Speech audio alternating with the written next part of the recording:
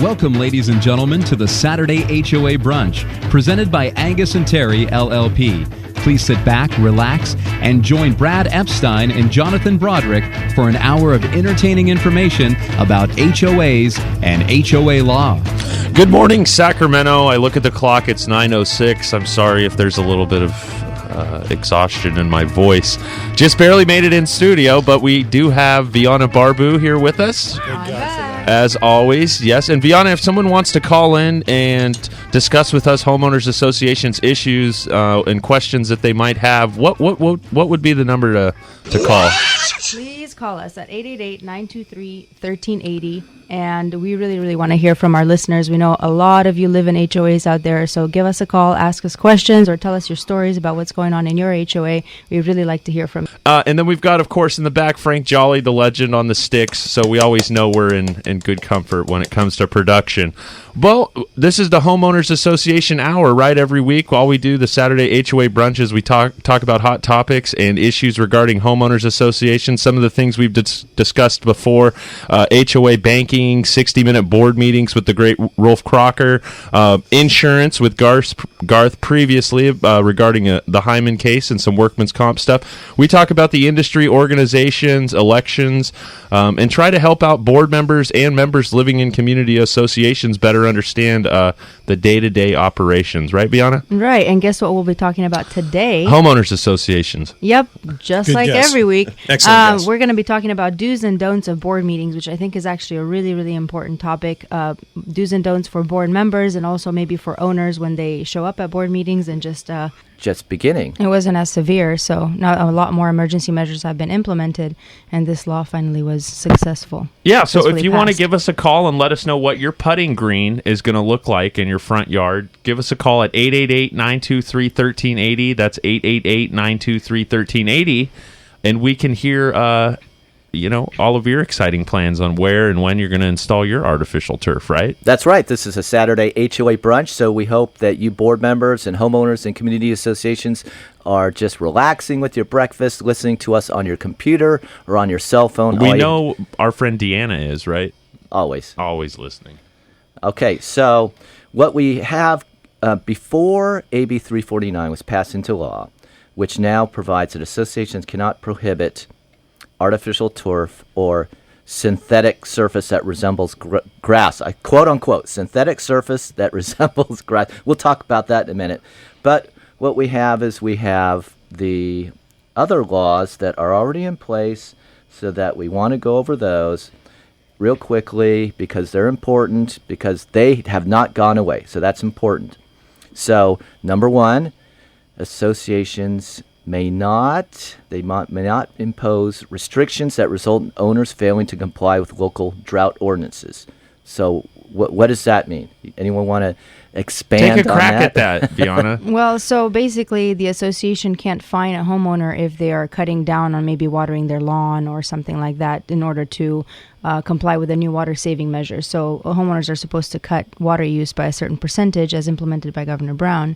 And if the association wants to interfere with that, that might be problematic. Right. So let's say that in your jurisdiction, in your city or county, you are only able to water twice a week. Right. Twice a week, whatever that means. Okay, that's another issue. Yeah, how long? Right. What time of day? Right. Well, I can tell you some of that in my neighborhood. It's before 10 a.m. and after 7 p.m. on Tuesdays and Saturdays.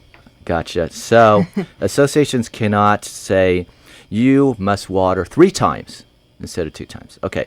Now part 2 is what Viana was just talking about. That is, associations, they're prohibited from imposing fines or assessments against a homeowner for reducing or eliminating watering of landscaping or lawns during a state or local government declared emergency due to drought. So, like Viana said, again, associations, you can't fine, you can't impose assessments. That'd be a special individual assessment. We know what that is.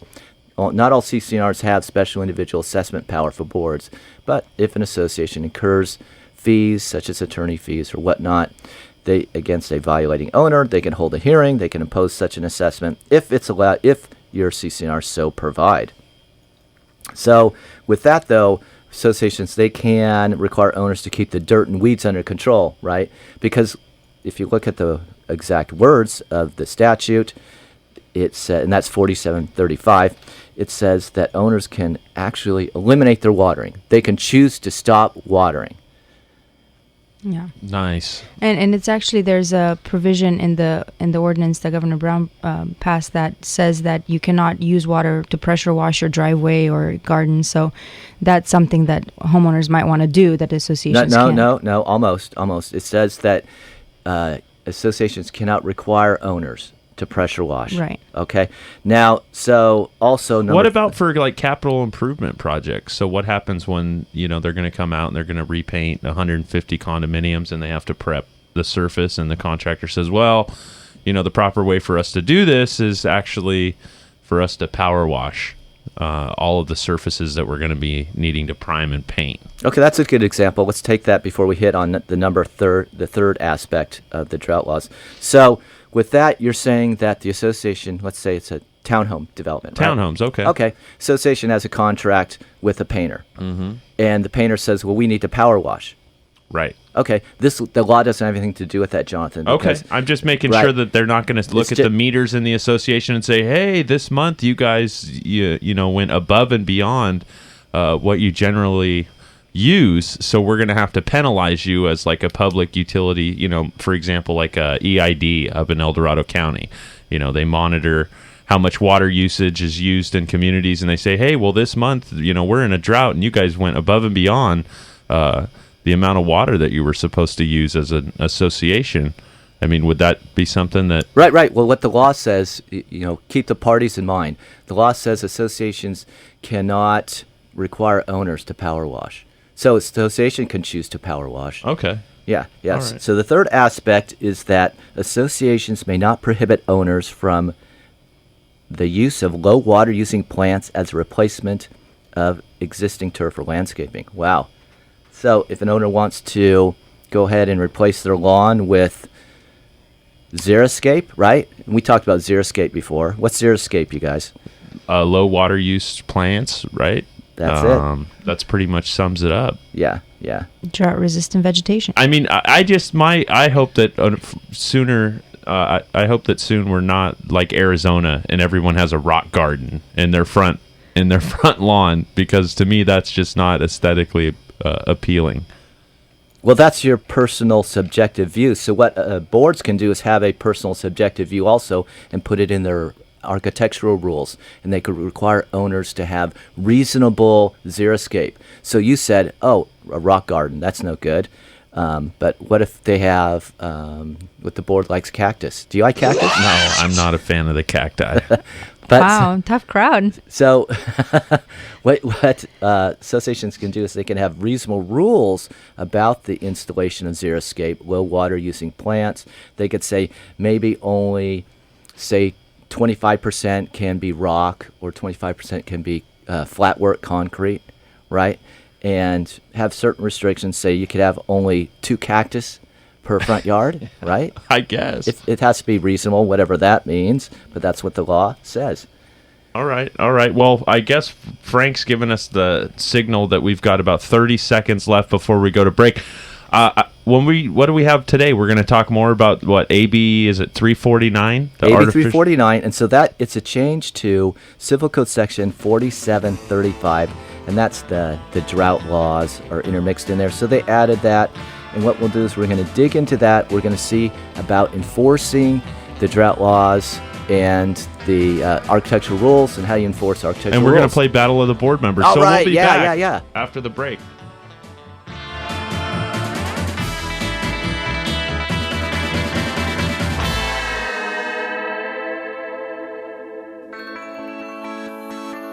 Here's what's going on. It's the AM 1380 The Answer Community Calendar.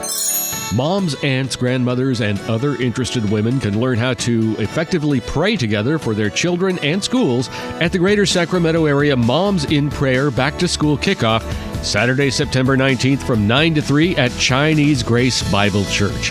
For details, visit momsinprayer.org. Full Gospel Community Church in Elk Grove will host the 7th Annual Sacramento Valley International Gospel Musical, Saturday night, September 19th at 6:30, featuring choirs and praise groups from local churches in the Sacramento Valley International Gospel Mass Choir. For more information, visit maintaintheunity.com. And during our record-breaking drought, we all need to conserve water. You can get more water-saving tips at bewatersmart.info. If your community association has a good relationship with their current management company, you can stop listening. However, if you are struggling with your current service provider, we'd love to talk with you to see if Omni Community Management would be a good fit. Transparency, education, communication, and trust are just 4 of the qualities that set Omni apart. This is Rolf Crocker, CEO of Omni. Call us at 916-965-8964. That's 916-965-8964. Online at omni-mgt.com. That's omni-mgt.com. Omni Community Management, your friend in the community association management industry for over 20 years. Have you ever heard of the saying, a person's home is their castle? Of course you have. But sometimes a construction defect can turn your castle into a catastrophe. If this happens to you, you need proper and professional representation. You need Angius&Terry, LLP. For over 30 years, the attorneys at Angius&Terry have been effectively serving homeowners and community associations, recovering more than $500 million on behalf of their clients.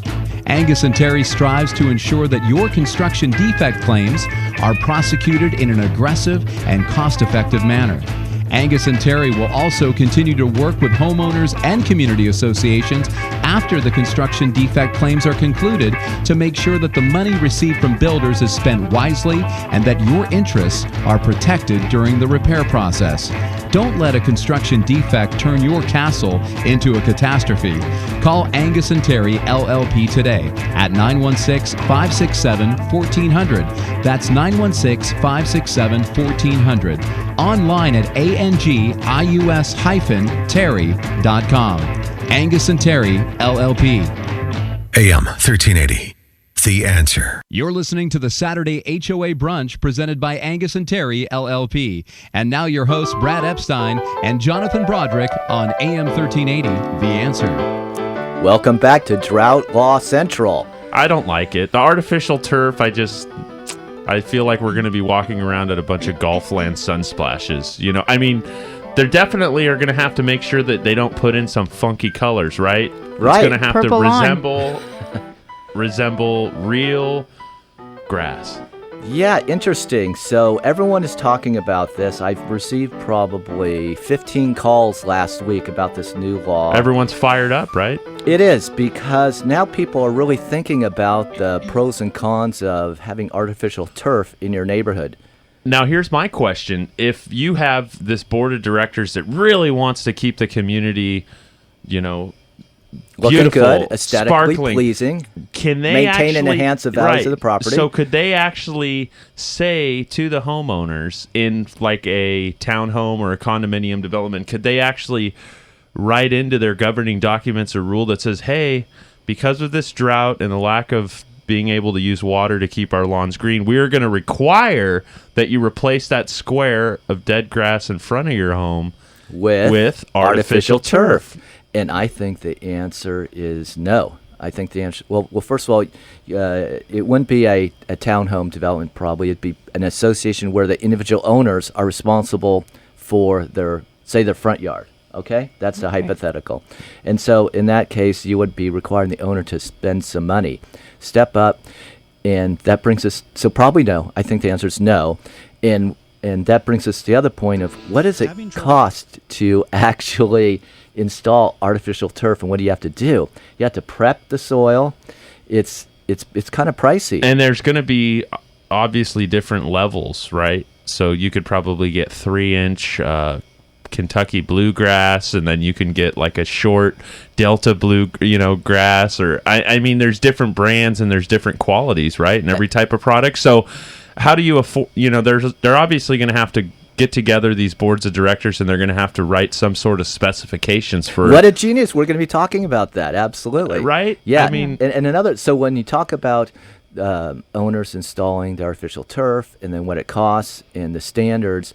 And it also brings to mind what managers have spoken to me about this week. Community association managers have said important and value. board members, they have said there are problems if it's not installed correctly.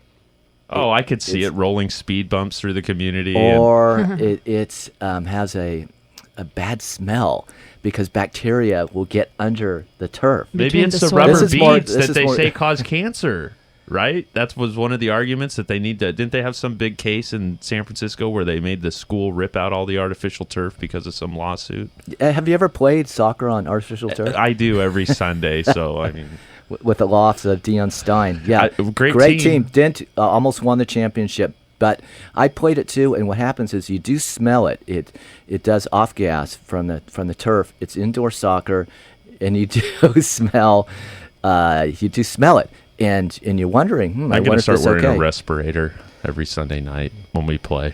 Oh yeah, it'll be hard to do a header. Okay, so synthetic. So what the law says is that, notwithstanding any other law, associations may not prohibit artificial turf or synthetic surface that resembles grass. I'd like to hear a caller tell us what is a synthetic surface that resembles grass. Hey, well, let's throw Robert on. Robert, he is called into the show. He's going to play Battle of the Board Oh, Members great. today. Robert, are you there with us? I'm here. Thank you. How are you doing, buddy? I'm doing great. So- how about you folks? We're doing We're doing great. good. We're talking about artificial turf, this emergency action that the governor took. He says now associations, you can't restrict homeowners from putting in artificial turf. How do you feel about that? I think it's a great idea. We've been walking around our properties asking people. I mean, we were exploring ways of getting more drought-resistant plants and other things in place. And the artificial turf came up, and we're still looking. We're still looking to see what we can do and what we're allowed to do. Yeah, it's interesting. There's now a lot of products available, and I don't know though what is a what is it called again? It is Synthetic, like synthetic surface that resembles grass. Yeah, but I see some really authentic looking artificial turfs. And so, Robert, you're going to try and be proactive in this and see what you can do to try and save water for your association. Right. Actually, we looked at several we're thinking about talking to a couple of them because they actually it's gone generations through. It's evolved to be a real nice product. They've shown some. I've seen some on TV what they look like. Of course, the manufacturers make all the claims too about them. Well, Right, of course, right. and I'm sure there's some sort of rebate program that's affiliated with installing artificial turf. They had the one where they gave you like 50 cents for every square foot of dead There are grass different that- programs, yeah. and actually, if you heard one of the commercials during the show was of the program. It's the Sacramento program where they are really promoting a lot of commercials and stuff like that. I was looking on the computer last night, exciting Friday night, and was looking at the different ads for artificial turf. Costco now is pushing it. So Really? yeah. So Costco sells everything. right. Well, okay, so Robert, we're glad that you're with us again. For those of you that don't know, Robert is a returning champion, so he'll be defending his title as a champion of Battle of the Board Impressive. Members. So we're going to talk a little bit more about artificial turf and the legislation regarding it. So, Robert, just stick with us. And Diane, if you tried calling in, try one more time so that you could play heads up with So Robert. some questions are, I see that the Department of Water Resources, they say that landscaping irrigation represents a percentage of urban water use. Landscaping irrigation represents, well, make a guess. What? We're throwing a question out the stat. Right. I think Department I've of Water heard this Resources, before. this is California. What percentage of urban water use, Viana, do you suppose landscaping irrigation represents? She's got her toes up on the I'd desk say now, too. maybe 30%. 30%. Jonathan, what do you think? Oh man, I'm gonna say 40%. It's 43%. Wow, you're So close. that's why this is such a big deal. That's why these turf laws and xeriscape laws are such a big deal. Wow. What are the other percentages? Do you know those? I don't want to throw a trick question or a curveball at you, but so that's 43 out of the 100. What's the other usages? I don't, but I will in a couple minutes. All right. Yeah, I have it on a different. Yeah, I have it. I'll pull that up, and so we know what the outdoor water use that the governor is mandating be reduced from 2013, and that is 25%. So, with this artificial turf law, perhaps we will be able to achieve that. And Viana, you wanted to talk about the background of this law, of this new law. Right, and I just wanted to also mention that the governor's executive order compels the replacement of 50 million square feet of lawns throughout the state, and that part of the purpose of this legislation was that for owners to be able to take part in that rebate program if they want to replace their lawn with artificial turf. So that's kind of neat too, now that owners can do that.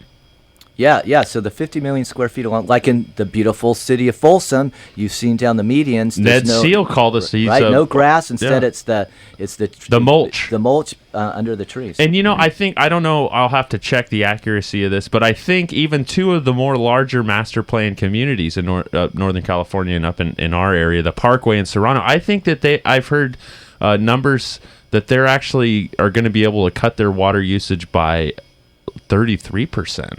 So they're ahead in the Roseville game. also is a leader in water saving. I think they're above 33%. So pat on the back to everybody in Folsom, El Dorado Hills, and Roseville for taking initiative and trying to save water.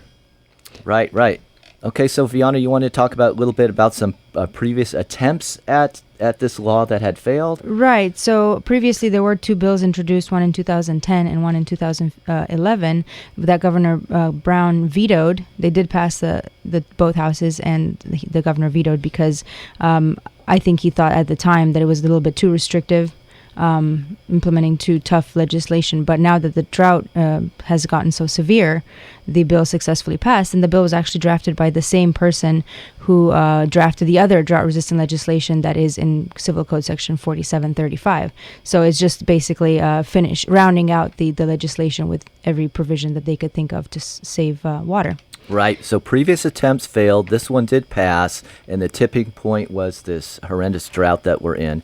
You know what I was really impressed with is in the bill analysis, they talk about how many community interest developments there are, and there are 50,220 in the state, and it's over 4.8 million housing units. These are community associations that are under the law of the Davis-Sterling Act, right? Right, yeah.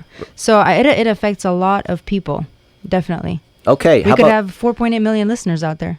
How about architectural rules compliance? So Jonathan previously was talking about, if owners are able to replace their landscaping with xeriscape, can't we put some controls on this? If owners are replacing their lawns with astroturf. Artificial turf. I like astroturf, right? I guess. If they're replacing it with artificial turf, then I think the association put controls. AstroTurf, is that trademark? That's like you're taking your RV out and you're going to roll that 12 by 12 square out. It's improved since the 60s. It has improved. To the best of my knowledge. So what are architectural rules exactly? These are the rules that provide, add a little bit of detail to your CC&Rs. First of all, your CC&Rs need to have provisions whereby if an owner wants to make improvement to their landscaping, that they get the association's approval. If you have that, and the association has the authority to make rules, which are in most CC&Rs, then association can make rules for the alteration, modification, or improvements to the lot. They could do different things, such as, in a general sense, architecturally, for landscaping, window styles, permissible paint, colors, etc. So if you just now think about landscaping, so maybe where you can put the astroturf, their artificial turf. Maybe what color? If there's different shades, the quality. Can you have a volcano like they do when you putt? You got to get it open. I'm just kidding. All right. Frank Jolly says vote for Trump. So we've got his opinion from the back. So, anyways, when we get back from the break, we'll chit chat a little bit more with Robert. Hopefully, Diane is going to call in here shortly to play Battle of the Board Members, and we'll talk more about this emergency action taken with artificial turf. The challenges presented by today's economy and rebounding housing market is forcing many homeowners association boards of directors to operate their HOAs more like a business. It's a balancing act of trying to stay solvent and still provide homeowners with quality amenities and services. One of the main challenges HOA boards are facing is attempting to recover unpaid HOA fees owed by delinquent homeowners. Collection efforts are often very time-consuming. If you want to get the HOA fees collection monkey off of your back, call ATC Assessment Collection Group. ATC is an attorney-supervised collection company providing collection and foreclosure services to HOAs in both California and Nevada's most recognizable communities. Get back to what you actually volunteered to do as an HOA board member. Effectively oversee your community. Call ATC today at 916-641-1410. That's 916-641-1410. Online at atcacg.com. That's atcacg.com. ATC Assessment Collection Group. Hi, I'm Morgan Fussell. My company, Broadband Agreements, negotiates cable television and broadband right of entry, access, and compensation agreements for your communities. At Broadband Agreements, we offer a free review of all agreements with a signed letter of authorization. Broadband Agreements will improve your community's income and/or savings, or you don't pay us a dime. Visit us at broadbandagreements.com. That's broadbandagreements.com. Or call me, Morgan Fussell, directly at 916-939-5026. That's 916-939-5026. Broadband Agreements online at broadbandagreements.com or 916-939-5026. Having trouble understanding your community association's reserve study? Does your HOA's reserve study seem to be written in a strange language? Hi, I'm Robert Browning, owner of the Browning Reserve Group. At the Browning Reserve Group, we have been providing easy-to-understand reserve studies since 1999. We actually listen to our communities and help them plan for the future. Find us online at browningrg.com. That's browningrg.com, or toll free at 877-708-0600. That's 877-708-0600. Clarity from complexity, the Browning Reserve Group. Did you see the story about the Homeowners Association? I wonder what their residents think. I don't know, but I love my condominium association. The place looks great and is well managed, and our property values are increasing. Well, that's a good thing. Community Associations Institute, CAI, has helped us build a great community. They have tools for safeguarding our investment, including education for our board and professional training for our manager. Just visit CAI at responsiblecommunities.com. Okay, responsiblecommunities.com. News, opinion, insight. AM 1380. The Answer. You're listening to the Saturday HOA Brunch presented by Angius&Terry, LLP. And now your hosts, Brad Epstein and Jonathan Broderick on AM 1380, The Answer. Welcome back. Assembly Bill 349, and that is now part of Civil Code Section 4735, which is part of the Davis-Sterling Act. That's what we're talking about. And this is the law that says that notwithstanding any other law or the governing documents, which are your CCNRs, rules, and whatnot for your association, associations, they cannot prohibit the use of artificial turf or any other synthetic surface that resembles grass. We'd like to hear what people think of the term synthetic surface that resembles grass. You know, an attorney It's put broad. that in there. I'm sure an attorney put that in there just to cover anything else that might not be artificial turf. Okay, so we're going to now talk about architectural rules, because the law does allow associations to have rules that give some detail to this idea of owners installing artificial turf. And so the association can't prohibit it. I think the question we need to address also is, what is the purpose of these rules? A lot of people get caught up in, why can the association do these things? Why are they telling me what to do? Exactly. Well, yeah, exactly. Our home is our castle. Why is this association telling me You don't want it to what become plants a catastrophe. I can install? Right. So the purpose of our architectural rules is to maintain the standards of the community, protect property values, keep the aesthetics of the community, and overall enhance the environment of the community, the aesthetics, how the place theme. looks, right? Right. And associations can have a theme as long as, as long as it's reasonable, Mediterranean theme, what have you, as long as your CCNRs provide for this ability in the CCNRs or the rules. You know what's funny? I was thinking back, and I was watching the reruns because obviously it was before my time, but I think the Brady Bunch was way ahead in the game. Didn't they have artificial turf in their front yard and backyard? Do you remember that? Was that during your heyday? I do think they had it in the backyard. They had artificial turf, right? I do, yeah. The Brady's? Well, good for them. Pat we're on going, the back. We're going back to the Brady Bunch. So that was in the 70s. So artificial turf has been around then for over 40 years. And so you would think that the quality is good. So maybe the quality is good. But that was really a objection by a lot of folks in the community association industry over the last 5 years since the first bill was attempted in 2010, in that what is this going to look like in the front yards? If an association must allow by law, there's got to be guidelines. Everybody's right. got to have the same brand or the same quality, or else I think it's going to look like a quilt when you drive through a community. Right. So just because the association cannot prohibit owners from installing artificial turf, that doesn't mean that they cannot make reasonable rules and impose some architectural standards. So what you can do is you can actually have, I believe, a set standard, a specification that says these manufacturers are acceptable, these grades are acceptable, these types. Right? Well, yeah, and I just right now I'm thinking, how many boards right now are putting together an emergency meeting to put together an artificial turf committee, right? Yeah. Oh, yeah. Because this is going to be a big deal. I got a bunch of calls. 4.8 million? What was that? Lawns or 4.8 million owners in community associations. Units, basically, not owners. Oh, so you're going to units. multiply that by the average square footage of a front yard and see how much is the artificial turf. That is a lot of turf. All right, you guys. So let me reel you back in. So what we have, we have ARC rules. ARC, that is the Architectural Rules Committee, Review Committee, ACC, Architectural Control Committee. So you have these architectural rules, right? And so who implements these rules? Who's the one that brings down the mallet? Well, how about adopts them? Who adopts these rules? So that's your board of directors almost all the time. Sometimes some CCNRs allows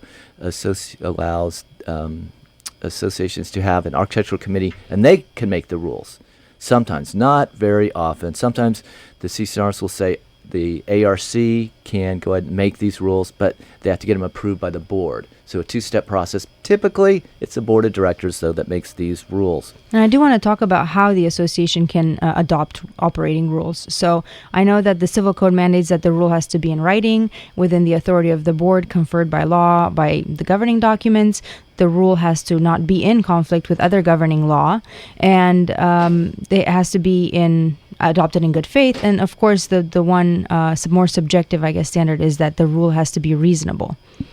Yeah, so that is subjective, and a lot of folks make fun of attorneys because they say, "Oh, you attorneys, all you say is, oh, the law says it must be reasonable."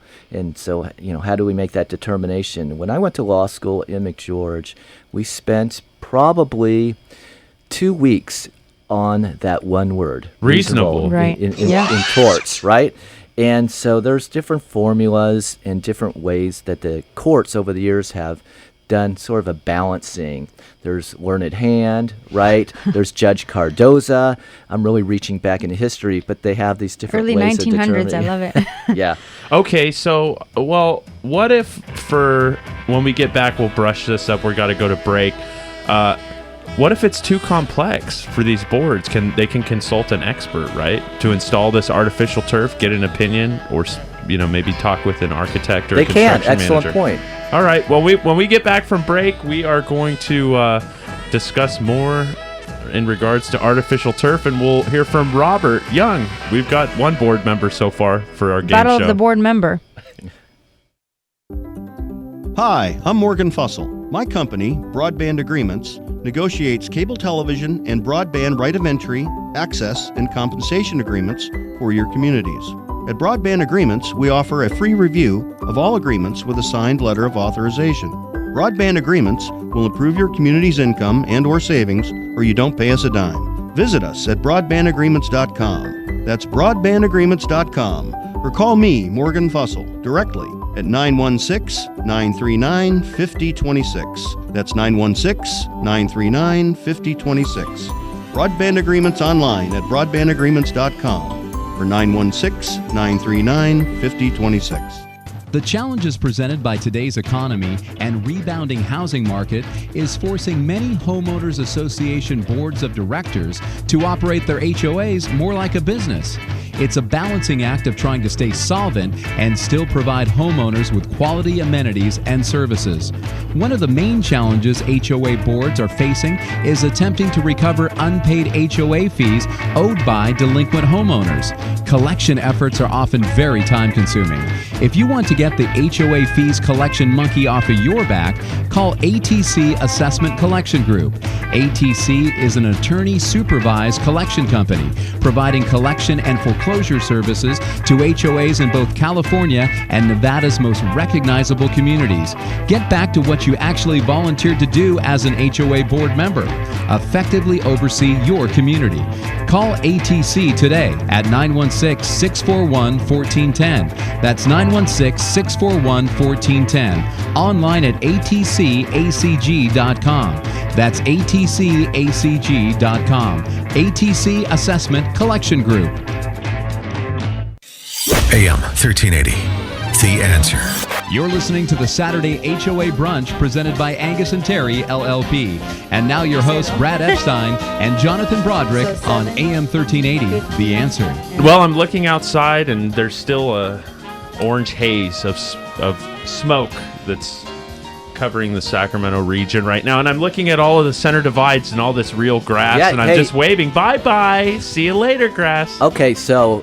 you're going to go over the rules of Bella board member with only one board member here today. Right. And then Viana's going to go ahead and she's going to give a little bit more information. However, while Viana's talking, I'm going to challenge anyone out there who's listening to see if they want to play against Mr. Young. He's a champion. And now, right, 888-923-1380. 888-923-1380.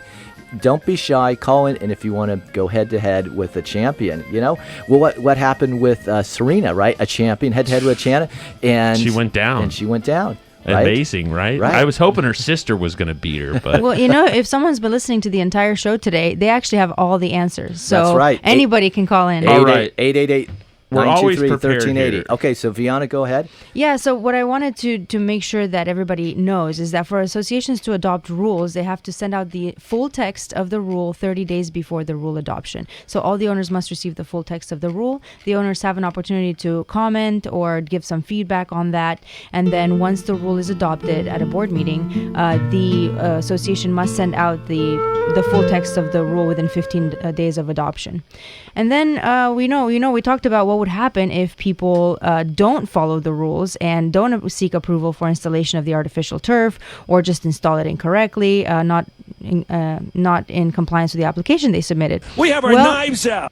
The association, well, I don't think that we're going to cut them if they do that, but there are things the association may do to enforce the rules. So one of them would be to impose fines if the association adopts a fine schedule.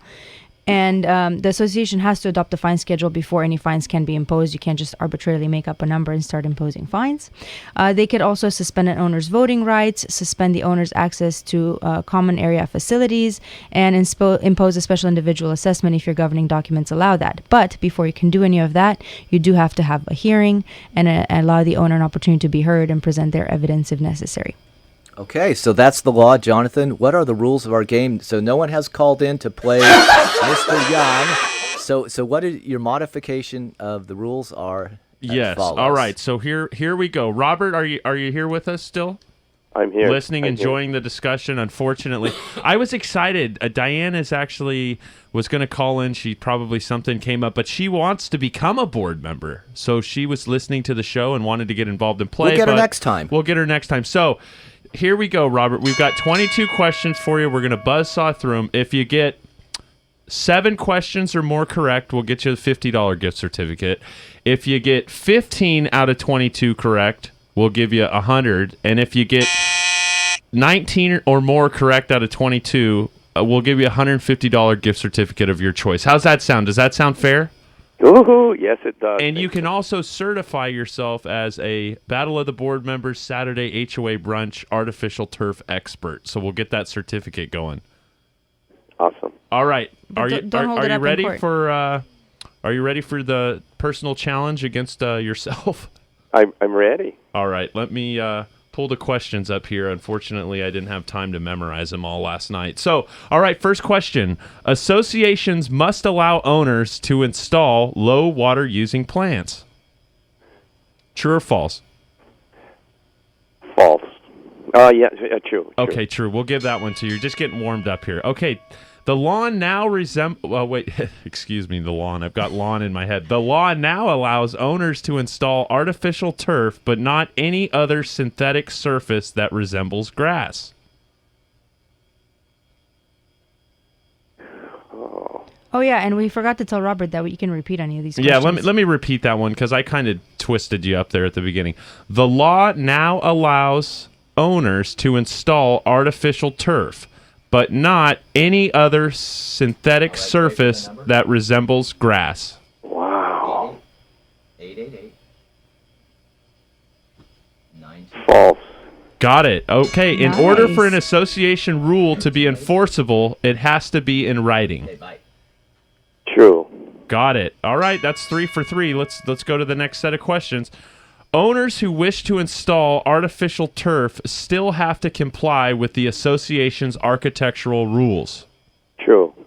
Got it. Associations may always impose fines even if they have not adopted a fine schedule. False. This guy's good. Associations may adopt rules regarding where, what color, and what type of turf may be installed. True. Man, Robert is just nailing this thing. All right, so here we go. Next question. The new artificial turf legislation will not go in effect until 2017. Oh, false. All right, see, he got it. Emergency, right? The key word there, so immediately goes into effect. Associations may not prohibit owners from complying with governmental water restrictions. Repeat, please. Associations may not prohibit owners from complying with governmental water restrictions. May not. So the association can't tell a governmental agency, well, we're just going to do whatever we want. True. Got it. Landscaping rules may not prohibit the installation of artificial turf. Repeat, please. Landscaping rules may not prohibit the installation of artificial turf. True. All right, got it. Man, Bianca, are you impressed with Robert I'm Young? impressed. That's 9 out of 9. We have one more to get to 10, and I think he's going to nail them all. Wow, He's going for the $150. He is. He wants it. So, all right, let me get caught up here on my questions. So, all right, are you ready, Robert? Yeah. We're plowing through. Boards should review their current architectural rules to ensure compliance with the new law. True. Got it. Boards must allow owners to comment on proposed rules before the board adopts them. True.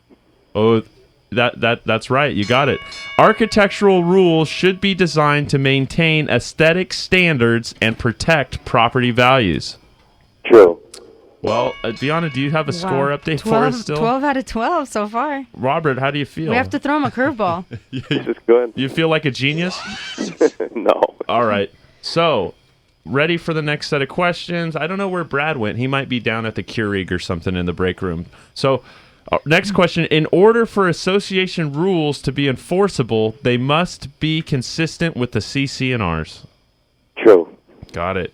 The courts will not allow associations to prohibit owners from installing artificial turf.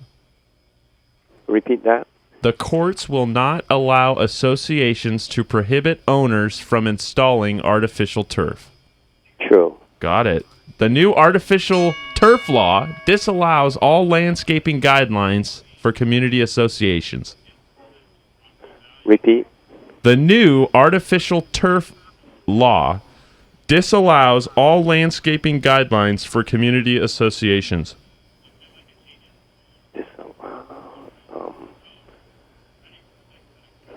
That's a tough one.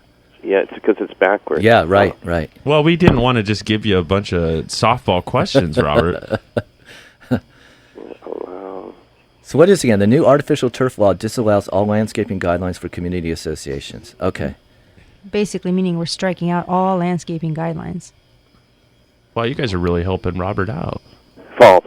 Well, he got Nice. it. Correct. He's on a streak. I don't want him how's to he break doing his so He far? hasn't missed one yet. 15 out All of right, here we go. 15 out of They 15. weren't hard enough. The purpose No, of he's the just new good. artificial turf legislation is to combat the effects of the drought and help owners save water. True. Got it. Associations may make rules about artificial turf installation so long as they are 2 weeks at McGeorge Law School reasonable. What was that last part? Okay. Associations may make rules about artificial turf installation so long as they are reasonable. True. Got it. Okay. All right. Okay, so let's take a, what do we have, like 3 minutes left? We've got 3 minutes. We 3 want to minutes let him left. run to the water cooler real quick. Well, Take a quick break. We Angela, have a call. Yeah, we have a caller. Angela, how are you doing? I'm fine, Brad. How are you? I'm doing great. Thank you for calling in. So, Robert, just hang on a second. Angela, so we just wanted your take. Thank you for calling in. And what's your take on this new law, this new turf law? Well, I think the new law can be a good thing, but it, of course, has to be done appropriately. One of the big things that one of my associations did actually look into this, and I wonder, has anyone, what we were finding is the issue with the pets and how the artificial turf handles that, over time. Do you have dogs pooping and stuff, right? To put it bluntly, Angela put it so much more eloquently Well, than yeah, you but did. I didn't do anything That is, to it's dog upset- do. It's a dog do issue. That's right, or dog urine, or cat urine. You know, I have heard comments, but we don't know yet. So I think it's a valid point. So you don't have any community that you could point to in town, or someone that did it, or even a small section, for instance, because it is actually quite expensive to implement this. Yeah, absolutely. Yeah, absolutely. And so one of the things that the community associations are going to be looking at is, okay, this is going to be a large expense because it is expensive, and what is going to be the lifespan in terms of, for the reserve study and so forth. But if you have things that are going to help it over the cliff, such as pet waste, that's kind of the big deal. That's a great question. I have a prediction that maybe possibly someone will take advantage of. Just like Solar City and they finance solar panels, what if possibly there was a big enough giant out there in the artificial turf world that he actually said, hey, you know what? We're going to actually have a program where we can finance artificial turf for the homeowner so that they don't have this huge out-of-pocket expense up front. Maybe that's a possibility. Yeah, different ways of looking at it. I think that's a good idea. Now, one other question that I have about this law, if you're in a common interest development, obviously the association is in control of the common area. But how do you think that an association may handle it is, let's just for the sake of argument say an association has some areas that have some bare landscape because they don't have the funds to get to that area. Would a homeowner be permitted, for instance, at their own dollar if they put in an architectural request, even though it's common area, and technically, of course, it's not a planned unit development. It's a condominium.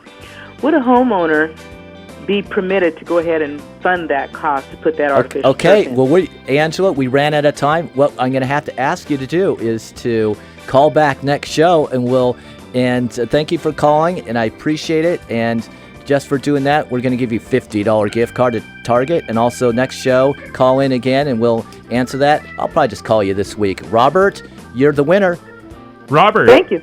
I'm here. Hey, we let you just kind of tap out of that one, but you were obviously on your way to the $150. Wait, did he miss any? He didn't miss any. He got 17 out of 17. I think that warrants $150. So, Robert, it's only too absolutely. short. I know you. Thank you so much, Robert. We spoke earlier in the week. You said you were going into work today, so maybe just take the rest of the day off because you won. Yeah, I mean, you work too hard $150. as it is. Exactly. Well, thank you, Robert. Thank you, Angela. Thank you, callers. Thank you, listeners. And, have a great day. Sorry about your Steelers, Viana. Hey.